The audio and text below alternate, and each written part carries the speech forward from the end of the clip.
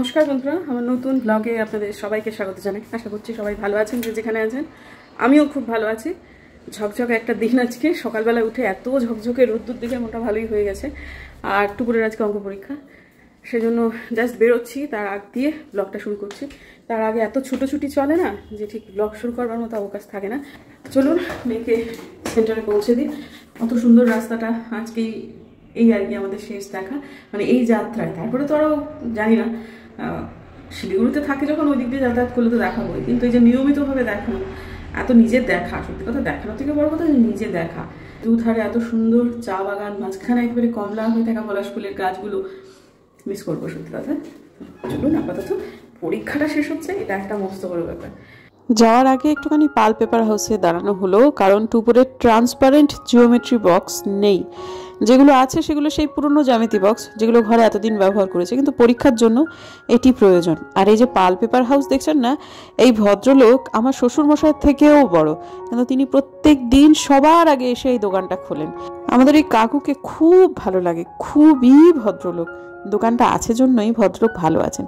আর এই যে এটা হচ্ছে টুপুরের স্কুলের ঠিক আগ দিয়ে কমলা রং হয়ে থাকা একটা পলাশ ফুলের গাছ। এমনিতেই রংটা তো আমার খুবই প্রিয়, কৃষ্ণচূড়া এবং পলাশ। গরমকালে এই দুটো ফুল আমার এত ভালো লাগে। পলাশটাকে যেন মনে হয় বেশি করে আঁকড়ে ধরে থাকি, বড্ড অল্প সময় থাকে তো। এই রংটা বা এই গাছটা বা এই ফুলটা আমার এবং টুপুরের দুজনেরই খুব পছন্দের। বোমবাদার কথাটা বলতে পারি না। এইটা টুপুরের স্কুলের ঠিক মুখোমুখি একটা গাছ, তবে আগেরগুলো থেকে এটাতে ফলন একটুখানি কমে গেছে। যেহেতু পরের বার থেকে নিয়মিতভাবে পরের দিন থেকে আর এখানে আসা নেই, তাই জন্য যতটুকু দেখা যায় ততটুকুই সই। আর এরকম চা বাগান তো আমাদের শিলিগুড়ির আশপাশ জুড়ে বহু আছে। আপনারা যারা বাগডোগরা হয়ে শিলিগুড়িতে ঢোকেন বা ঘুরতে যান, তারা তো বাগডোগরা থেকে নেমেই, ফ্লাইট থেকে নেমেই যে চা বাগানগুলো দেখতে পান, তো দেখতে পানি আমরাও তেমন পাই, কিন্তু প্রত্যেকটা চা বাগানের আলাদা আলাদা রকম সৌন্দর্য থাকে। দেখতে খুব ভালো লাগছিল, সবুজটা বড় সুন্দর লাগছিল। সব থেকে ব্যাপার কি জানেন, চা বাগানের মধ্যে না ধুলো পড়ে না। চা বাগানে তো নিয়মিত জল দিতে হয়। আর এটা টেকনো ইন্ডিয়ার সামনেই একটা চা বাগান। টুকুরকে ঢুকিয়ে দেওয়া হয়ে গেছে। মেয়ে যেহেতু পড়াশোনাটি করেছে মোটামুটি, সেহেতু ওর খুব একটা টেনশন নেই। সেই জন্য ওর টেনশন নেই, জন্য আমারও নেই। সায়েন্সের দিনে না অদ্ভুতভাবে আমাকে কেন জানি না আষ্টপৃষ্ঠে সাপের মতো, অজগরের মতো টেনশন আষ্টপৃষ্ঠে ধরেছিল, যেটা যে কেন হয়েছিল আজও বুঝতে পারি না। তো যাই হোক, সেই জায়গা থেকে নিজেকে মুক্ত করেছি, ঠাকুরের চরণে সবটুকু দিয়ে দিয়েছি। এটুকু বলার যে যা করবে ঠাকুর, ভালো মন্দ যাই হোক সবই তুমি বুঝে নেবে। আমি তোমার চরণে দিয়ে দিয়েছি আমার মেয়েকে, এবার যা হবে ভালোই হবে। কতবার করে চেয়েছিলাম ঠাকুরের কাছে, ঠাকুর 10-এর আগে যেন আমার মেয়ের দীক্ষাটা হয়ে যায়। সেটা যখন তুমি শুনেছো, তখন তো তুমি আমার মেয়েকে নিয়েই নিয়েছো নিজের স্মরণে। আমার আর কিসের টেনশন। যাই হোক, বাড়িতে এসে কিছু জামা কাপড় রয়েছে, যেগুলোকে আমি একটু তুলে নিচ্ছি। আগের দিন যেগুলো মেলে দিয়েছিলাম, এগুলোকে না আর ছাদে দেওয়ার দরকার নেই, শুকিয়েই গেছে। সামান্য একটু এদিক ওদিক করে, মানে উপর নিচ করে দিলেই হয়ে যাবে, সেহেতু এগুলো করে দিচ্ছি। এইবারে তারপর আমার গাছে জল না দিলেই নয়।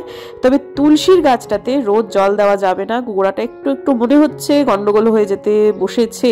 2বার করে জল দিচ্ছিলাম, তো এখন 2 দিনে 1বার দিতে হবে। আর এই আমাদের কুচবিহারি ভাষায় আমরুল পাতা, তাতে দেখছি বিচি হয়েছে। ছোটবেলা থেকে এই পাতাটা এতবার দেখেছি, কোনোবারই এই পাতার বিচি দেখিনি, যেটা এই এখন এসে দেখলাম। ভালোই লাগছিল, তবে গাছগুলো বেশি দিন রাখা যাবে না, বড্ড বেশি বেড়ে গেছে। আমি ওই চশমাটাকে তখন তাড়াহুড়োতে খুঁজে পাচ্ছিলাম না, যার ফলে ওটা পরেছিলাম। ওটা প্রথম থেকেই একটু টাইট, এই পেছনের দিকটা এরকম সাঁড়াশির মতো হয়ে চেপে ধরে থাকে, খুব ব্যথা করে, খুবই আনকমফোর্টেবল লাগে। নাগাড়ে পরে থাকা যায় না, ওই 1-1.5 ঘন্টা পরে যাচ্ছি, তাতেই ব্যথা হয়ে গেছে। যাই হোক, এই যে লাকি ব্যাপারটা এখানে লিখেছি, এই যে। চলো এখন দুপুরকে আবার আনতে যাচ্ছি। 12:30 বেজে গেল। আজকে একটু বেরোতে দেরি হলো আমাদের, প্রচন্ড জ্যাম। এখানে এমনিতে বড় জোর 25 মিনিট লাগার কথা, কিন্তু এত জ্যাম যে রাস্তাঘাটে, সেজন্যই আর কি। মাসিকে বলে আসা মাসিও হয়েই এসেছে। মিনা মাসি, মাসি গো, ও মাসি, আসি আসি আসি আসি, টাটা, বাই বাই। আমার মেয়ের আজকে অঙ্ক পরীক্ষা। ও তোমার এখনো বাকি আছে? ও মাছটা হলে হয়ে যাবে। আচ্ছা, আজকে আমাদের উপরে মাছ হচ্ছে। 2 পিস মাছ বাকি ছিল, সে 2 পিস মাছ। ও মিনা মাসি, ঝাল করছো তো? মাছের ঝাল মতো করছো তো, পেঁয়াজ দিয়ে তো? হ্যাঁ হ্যাঁ হ্যাঁ, ঠিক আছে ঠিক আছে। আগের দিন মাছটা খুব ভালো হয়েছিল, তবে সে কবেকার মাছ একটু বাসি হয়ে গেছে। ফ্রেশ না হলে তো অত ভালো টেস্ট আসে না। ঠিক আছে, ওই লাকি ব্যাম্বুটা যেখানে দেখলেন ওর পাশে একটা মানি প্ল্যান্ট ওই জলেতেই রাখবো ভেবেছি। ওই জলেতে না, পাশে একটা কন্টেনারে। আমার পাশে বসা যে ভদ্রলোককে দেখছেন, যিনি আমার প্রতিদেবতা সবাই আপনারা জানেন, ইনিও তো রামকৃষ্ণ মিশনে দীক্ষিত। এনার গুরু মহারাজ শ্রীমৎ স্বামী গহনানন্দজি মহারাজ। এই ভদ্রলোকের মতো সমর্পণ সত্যি সত্যি আমার আজ অবধি হলো না। ইনি টুপুর যেদিন থেকে হয়েছে সেদিন থেকে একটা কথাই বলে আসছেন, আমার মেয়ে যা হবে সেটা ভালোই হবে। জীবনে চড়াই উতরাই আসবে, কিন্তু আমার মেয়ে যা হবে ভালো হবে। কোনো বাহুল্য নেই, আমি ঠাকুরের সামনে দাঁড়িয়ে কখনো দেখি না লোকটাকে প্রণাম করতে, কিন্তু আমি জানি এই ভদ্রলোক আমার থেকে অনেক বেশি ভক্ত। আমার বহু ক্ষেত্রেই আড়ম্বর প্রচুর রয়েছে, উপাচারের বাহুল্যও প্রচুর রয়েছে, কিন্তু আসল জিনিসটাই এই লোকটার মতো নেই। পরমেশ্বরের প্রতি অগাধ বিশ্বাস এবং পুরোপুরি সমর্পণ। শিবপুর দীনবন্ধু কলেজ থেকে পাশ করে তারপর বিশ্বভারতীতে তখন 3টে মাত্র সিট ছিল এমএতে বাইরের স্টুডেন্টদের জন্য। তাতে চান্স পাওয়া, নাটকীয়ভাবে ভর্তি হওয়া, জীবন মোড় ঘুরে যাওয়া, তার বক্তব্য সবই ঠাকুরের খেলা। যখন টুপুর খুব ছোট, ওই যে হতো না যে বাস স্ট্যান্ডে সব দাঁড়াতে হতো, মায়েরা সব দাঁড়িয়ে থাকতো। একদিন আমি যাইনি, গেছিলেন মুম্বা দাদা। তখন মেয়ে আমার পরে ক্লাস 2-এ। তখন কয়েকজন মা মিলে পড়াশুনোর গল্প করছে, সেই 1-2 বাচ্চা তাদেরও পড়ে। তখন বুম্বাদাকে পড়াশুনো নিয়ে তারা একটা কিছু বলেছিল। অন্য সময় হলে আমি এই সমস্ত প্রসঙ্গে পার্টিসিপেট করতাম, কখনো কখনো আবার টেনশনও করতাম। বুম্বা দাদা না খুব বিরক্ত হয়ে বলেছিল, আমার মেয়ে যা হবে ভালোই হবে, এতটুকু বাচ্চার পড়াশোনা নিয়ে কথা বলতে আমি আগ্রহী নই। সেই সময়টা না সেই মায়েরা খুব বিরক্ত হয়েছিল। অনেক কটু কথাও পরবর্তীকালে আমি ভদ্রলোকের সম্পর্কে কিন্তু শুনেছিলাম, যে ভদ্রলোক অত্যন্ত অহংকারী ইত্যাদি ইত্যাদি ব্যাপার, কিন্তু আসলে ভদ্রলোক একটু অহংকারী নয়। কিন্তু তিনি একটু বেশি রিয়্যাক্ট করে ফেলেছিলেন। অতটা রিয়্যাক্ট অত তাড়াতাড়ি না করলেই হতো, মুখটা বন্ধ রাখলেই হতো। কিন্তু ওই যে ভদ্রলোকের যা স্বভাব, সেটা হচ্ছে তিনি মেয়ের পড়াশুনো নিয়ে যথেষ্ট পরিমাণ সচেতন, কিন্তু ওই ছিবড়ে করতে রাজি নন।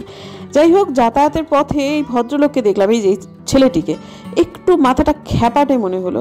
সে সেরকমভাবে কসরত করছে আর সবার কাছে ভিক্ষে চাইছে। মুশকিলটা কি হচ্ছে জানেন, এত সুন্দর চেহারা, এত ভালো তার ফ্লেক্সিবল বডি, কিন্তু ছেলেটি মারাত্মক নেশাতুর। যার ফলে ও যে হাত পেতে পেতে সবার কাছ থেকে নিয়ে কিন্তু মদ খেতে যাবে। সেটা কিন্তু এই আশপাশে যারা দাঁড়িয়ে আছে তারাই আমাদের চিৎকার করে বললো যে ওর হাতে কিছু দেবেন না, আপনারা কাজটা তুলে দিন। কিন্তু খারাপ লাগছিল জানেন তো, কত প্রতিভা, কত সুন্দর সুন্দর ঈশ্বরের সৃষ্টি এরকমভাবে নষ্ট হয়ে যায়। এই এক নেশা, এক নেশা। কি করবে কে জানে, তবে মদের নেশাই বুঝলাম যেটা। তো এই যে দেখুন, দেখি এইরকম করে করতে কত মানুষের কতদিন ধরে কত অধ্যাবসায় লাগে, আরে অনায়াস এগুলো করে ফেলছে। ঠিক আছে, আজকেও রাস্তায় মারাত্মক জ্যাম ছিল, এবং তারপরে যখন বাড়ি এলাম তখন খুব ক্লান্ত এবং প্রচণ্ড স্বস্তিতে আছে। তা হোক, তারপরে চলুন এবার বাড়িতে গিয়ে একবারে আপনাদের সাথে কথা বলি। পরীক্ষা শেষ, ভীষণ টায়ার্ড, মানসিক শারীরিক দুদিক থেকে এই যে শুরু করেছে। এরপরে আমরা একটু শুয়ে নিই। খাওয়া দাওয়া হলো দুপুরবেলাতে, এসে আর এক রাউন্ড চান হলো। এত বিরক্তিকর জ্যাম এবং গরম, বাবা গো বাবা। রাস্তা যতটুকু তার তুলনায় গাড়ি কয়েক গুণ বেশি, সুতরাং এরকম তো হবেই। তো বাড়িতে এলাম, আর 11 তারিখ আজকে মার্চের দুপুর, বা কি গরম পড়ে গেছে বল, গা পুড়ে যাচ্ছে, এত গরম, রোদ্দুরটা এত সাংঘাতিক আজকে। তো যাই হোক, এলাম, চান টান করে খাওয়া দাওয়া হলো। তারপর এবার মনে হচ্ছে না আর পারা যাচ্ছে না, এবার একটু শুতেই হবে। তাই ভাবলাম, আপনাদের তো জানানোই হয়নি যে পরীক্ষা কেমন হয়েছে। কেমন হয়েছে মা? ভালো হয়েছে, ভালো হয়েছে, অঙ্ক পরীক্ষা ভালো হয়েছে। তাহলে দেখা হচ্ছে একবারে ঘুম থেকে উঠে। মধ্যিখানে নো ব্লগিং, বাবা কি ক্লান্ত লাগছে। আমারও পরীক্ষা ছিল, আমারও পরীক্ষা শেষ। আমি ভাবছি মহানন্দাতে গিয়ে একটা ডুব দিয়ে আসবো, গঙ্গা স্নান করে আসবো আমি আর মিলে। বুব্বাদার অত ইয়ে ছিল না, কিন্তু আমি আর টুকুরি। ওফ, চলুন একবারে দেখা হচ্ছে সন্ধ্যেবেলা। শুভ সন্ধ্যা। এই যে বাবা খান ঘুমোচ্ছে, মেয়ে খান ওখানে ফোন দেখছে। তার বক্তব্য ছিল পরীক্ষা শেষ হওয়ার পর আমি, ওটা বাবা এখানে কথা বলবো কি, চলছে অনেকক্ষণ থেকে। তার বক্তব্য ছিল যে পরীক্ষা শেষ হওয়ার পর আমি 2 দিন শুধু ঘুমোবো। আমি তখনই বলেছিলাম, বাবু পরীক্ষা শেষ হওয়ার পর ঘুম পালিয়ে যাবে, তখন আর তোমার ঘুম আসবে না। আজকে বলছে, মা তুমি ঠিকই বলেছিলে, আর ঘুম পাচ্ছে না। তো হাঁটতে বেরোবো ইয়ে ছিল, আমার শ্বশুরমশাই বললেন একদম বেরোবে না, একদম না, মনে রাখবে তুমি যদি বেরোতে চাও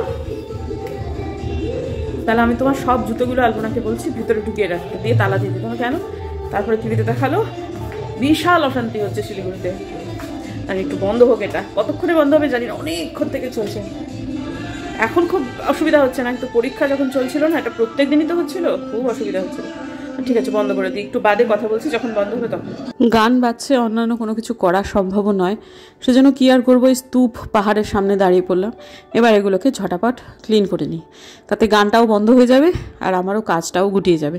তবে বিরক্ত হচ্ছে প্রচণ্ড। এক তো হচ্ছে পরিস্থিতির জন্য বেরোতে পারলাম না, হাঁটাটা কিছুটা ভালো লাগায় পরিণত হয়েছে সেটা, প্লাস এই তারস্বরে গান, কানের পর্দা ফেটে যাচ্ছে। মুশকিলটা হচ্ছে আমার কাকা শ্বশুরের একটু অসুবিধে হয় এই দরাম দরাম ড্রাম বাজলে, কিন্তু কে কার কথা শুনবে বলুন। শিলিগুড়িতে না কিছুদিন হলে একটু টেনশন চলছে। আজকে যেটা হয়েছে সেটা তো প্রথমত যে সিএএ চালু হয়েছে, সেটার জন্য শিলিগুড়ি ওই করিডর, তো এটাতে এই সমস্ত ব্যাপারগুলোতে একটু টেনশন হয়। কিন্তু সেটার থেকেও বেশি হয়েছে সেটা হচ্ছে আজকে সিটি অটো এবং টোটো, সেটা সম্ভবত কোনো কোনো রাস্তায় হঠাৎ করে বারণ করে দিয়েছে সরকার থেকে। সেই জন্য সব সিটি অটো টোটোর লোকেরা করে খেপে একাকার কাণ্ড। একটু আগে বারান্দায় গেছিলাম হাঁটতে, মানে আমি হাঁটছিলাম একটু আগে, হাঁটতে হাঁটতে এখানে সব আলোচনা করছিল, সেটা ওপর থেকে শুনলাম যে হাতিমোড়ে পর্যন্ত কি হকি স্টিক নিয়ে সব ছোটাছুটি করছে। তার মানে আজকে সিচুয়েশনটা খুবই খারাপ।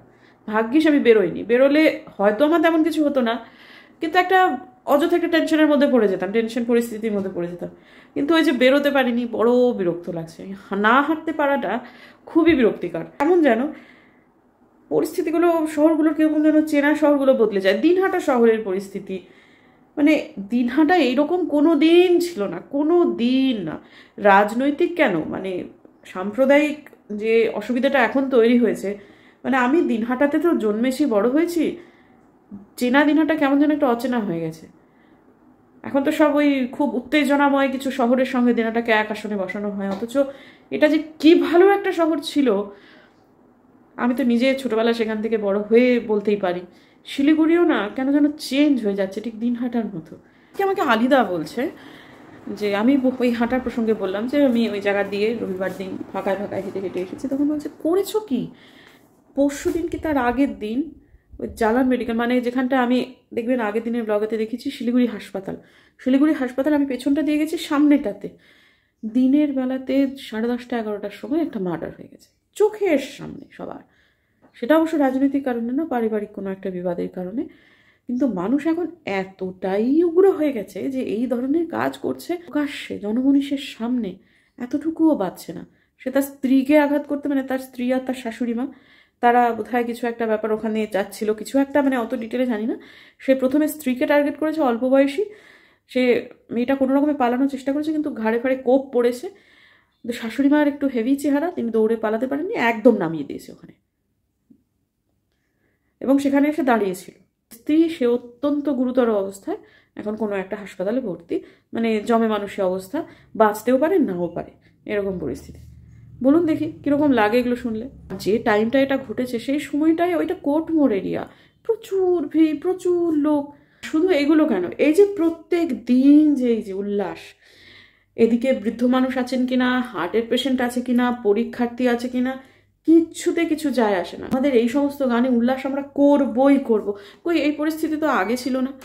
সুন্দর সুস্থ সহাবস্থান তো চিরকালই ছিল।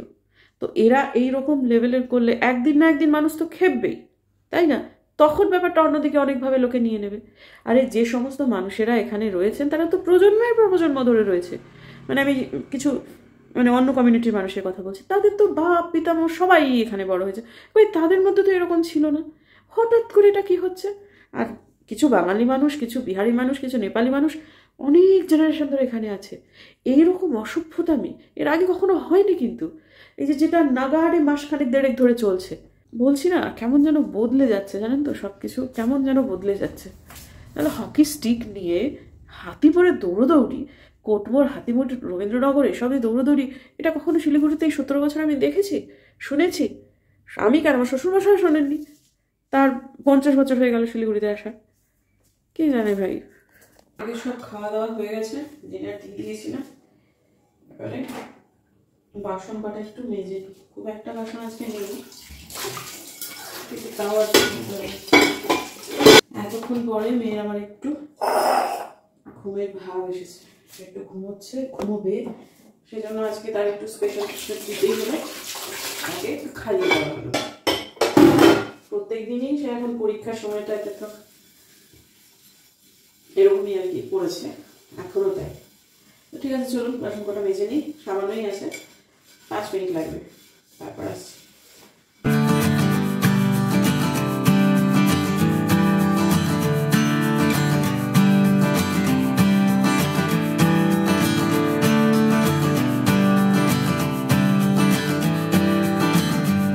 এই যে পরীক্ষা শেষ হলো, এই সময়টা খালি তো বসে থাকা যাবে না, পড়াশোনা তো শুরু হয়ে যাবে ঠিক আছে, কিন্তু তাছাড়াও ওকে আমি আসলে এটা আমার সিদ্ধান্ত, ও নিজেও চেয়েছিল, সেই জন্যই ওকে আমি আসলে একটা মানে ভালো কোনো একজন মুয়ার কাছে পাঠাবো, যিনি ওকে একটু মেকআপ করা, বেসিক মেকআপ করা যেটা, সেটা শিখিয়ে দেবেন। এটা একটা স্কিল, এটা জেনে রাখাটা দোষের কিছু নয়। এই সময়টাই হচ্ছে এই জিনিসটা শিখে নেওয়ার একদম আদর্শ সময়। আমি জানি 6 মাস 1 বছর এই সমস্ত কোর্স হয়, কিন্তু ওই অ্যাডভান্স লেভেলে আপাতত দরকার নেই, যেটা আমাদের ঘরের প্রাত্যহিকের ক্ষেত্রে না হলেও অন্তত এদিক ওদিক বেড়াতে যাওয়ার ক্ষেত্রে যে মেকআপটা আমরা ইজিলি বাড়িতে করে নিতে পারি, যার জন্য আমাদের মুয়ার প্রয়োজন হবে না, সেরকম একটা মেকআপ আমাদের শিখে রাখা দরকার। সেটা ভবিষ্যতে ওর কাজে লাগবে, কারণ এখন অনেক প্রফেশনেই তো মেকআপটা খুব বেশি প্রয়োজনীয় হয়ে পড়েছে। সেটাই এই জিনিসটা এর আগে অনেকজন মানুষের সাথে শেয়ার করিনি, ওই কতিপয় 3-4 জনের সাথে শেয়ার করেছিলাম। তাদের মধ্যে 1-2 জনের বক্তব্য যে এটা তো ইউটিউব দেখেই শেখা যায়, কিন্তু আমি ব্যক্তিগতভাবে মনে করি যে ইউটিউব দেখে হ্যাঁ যেটা টুকুর হয়তো চাইছে সেটা হয়তো শেখা যায়, কিন্তু খুঁটি নাটি আরও অনেক ব্যাপার থাকে যেগুলো সবসময় ইউটিউব দেখে শেখা সম্ভব নয়। সেজন্য একজন মানে প্রশিক্ষণপ্রাপ্ত একজন মানুষের কাছেই শেখা উচিত, এটা আমার ব্যক্তিগতভাবে মনে হয়। তারপরে যদি টুকুরের কাজটা করে খুব বেশি ভালো লাগে, তাহলে ভবিষ্যতেও যদি একটু অ্যাডভান্স কোনো কোর্সে যেতে চায়, সেটা পরবর্তীকালে উচ্চ মাধ্যমিকের পরে বা তারপর সেটা তারপরে দেখা যাবে। কিন্তু আপাতত এখন ওই 1 মাসের বা যাই হোক একটা কোনো কোর্স যেটা আছে, সেটা আমাকে একটু খবর নিতে হবে। আমি এখনও নির্বাচন করিনি যে আমি কার কাছে দেবো, কিন্তু এটা ঘটনা যে ওকে আমি একটা এরকম কোর্সে ভর্তি করার কথা ভাবছি। আর এছাড়াও আর একটা যেটা জিনিস, সেটা হচ্ছে অনেকেই হয়তো বা জানেন যারা পুরনো বন্ধু, যে টুকুর ইংরেজি ভাষা ছাড়াও আরও 3টি বিদেশি ভাষা জানে, ফরাসি, কোরিয়ান এবং জাপানি। তার মধ্যে কোরিয়ান এবং ফ্রেঞ্চটা তো স্কুলে ছিল, খুব একটা আগ্রহের বিষয় ছিল না, কিন্তু বলতে পারত। আর টুকুরের একটা বিশেষ ক্ষমতা হচ্ছে টুকুর খুব তাড়াতাড়ি একটা ভাষা রপ্ত করতে পারে, যার ফলে ও অনেকগুলো দেশি বিদেশি ভাষা জানে। যে কোরিয়ানটাও নিজেই শিখেছিল, এবং জাপানি সেটা হ্যাঁ সেটাও শুরুর দিকে নিজে শেখার পরে ওর বাবা বলেছিল যে এটা তো একটু কারো কাছ থেকে, একটু কোনো শিক্ষকের কাছ থেকে শিখলে ভালো হবে। তো সেক্ষেত্রে সেই সময়টায় কোভিড চলছিল, তখন আমার হাজব্যান্ডেরই এক বন্ধু, তিনি ওকে ওই অনলাইনে শেখাতেন। কিন্তু তারপর কোভিডের জেরটা কেটে যায়, উনি একজন ইউনিভার্সিটির প্রফেসর, সুতরাং তার কর্মচাপ বাড়ে, সুতরাং সেই জিনিসটা একটুখানি কি বলবো মানে বিচ্ছিন্ন হয়ে যায়। তো উনি আবার ওকে বলেছিলেন, তারপর টুকুরেরও উঁচু ক্লাস হয়, পড়াশোনার চাপ বাড়ে, এসবগুলো। তো তখনই উনি বলেছিলেন যে ক্লাস 10 হয়ে যাওয়ার পর আবার আমি তোমাকে শেখাবো। তো সেই ওনার সাথেও যোগাযোগ হয়েছে, উনিও হয়তো বা সেটা মানে উনি সময় দিতে যখন পারবেন তখনই, আগের মতো অত না হলে উনি অত্যন্ত ভদ্রলোক, সুতরাং উনি বলেছেন যখন তখন করবেন। আর টুকুর তো ওনার কন্যা সমা তো বোধিসত্ত্বর মেয়ে, মানে ওনার কাছে যে মুম্বার মেয়ে, সুতরাং ডেফিনেটলি ওটা করবেন। তো আপাতত টুকুরের ক্লাস 10 শেষ হওয়ার পর প্রথম মাসে এই 2টি পরিকল্পনাই আমাদের রয়েছে। এখন বাদ বাকি দেখা যাক কোন দিকে কি করা যায়। আপাতত সে তো মশগুল হয়ে আছে আনন্দে, এই ছাড়াও তার এই দুটো ছাড়াও আর কি তার বন্ধুদের সাথে ঘোরাফেরা, আমাদের সাথে ঘোরাফেরা, এগুলোও যেমন আছে। বেড়াতে যাওয়াটা অনিশ্চিত, অনেক মানুষই বেড়াতে এখন, প্রত্যেকেই মানে ওইখানে যখন আমরা দাঁড়িয়ে থাকতাম, মায়েদের মধ্যে এই একটা প্রশ্ন কমন, কোথাও যাচ্ছ, কোথাও ঘুরবে, মানে সবাই ঘুরতে যাবে কোথাও না কোথাও। আমাদের ওই ব্যাপারটা না, অনেকগুলো জিনিস একসাথে চলছে এখন, যার ফলেতে একটু দোলাচলের মধ্যে রয়েছি। তবে যাবো তো বটেই, মার্চে না হলেও এপ্রিলে, দেখা যাক কি হয়। আপাতত তো দিনহাটায় যেতে হবে। আমি আসলে এই টুকুরের এই কোর্সটা যেটা আর কি, সেটা দিনহাটা থেকে ফেরত এসে চালু করলেই ভালো হয়, কারণ নিরবিচ্ছিন্নভাবে না শিখলে না হয় না, এটা ঘটনা। তো দেখা যাক কতদূর কি হয়। আপাতত ঠিক আছে বন্ধুরা, দেখা হচ্ছে কালকে একটা নতুন ব্লগে। যদি আমার ভিডিও ভালো লাগে তাহলে প্লিজ সাবস্ক্রাইব করবেন, পাশে নোটিফিকেশন বেলটা অন করবেন, যাতে করে ভিডিও দিলেই নোটিফিকেশন চলে যায় আপনাদের কাছে। দেখা হচ্ছে আগামীকাল, ততক্ষণের জন্য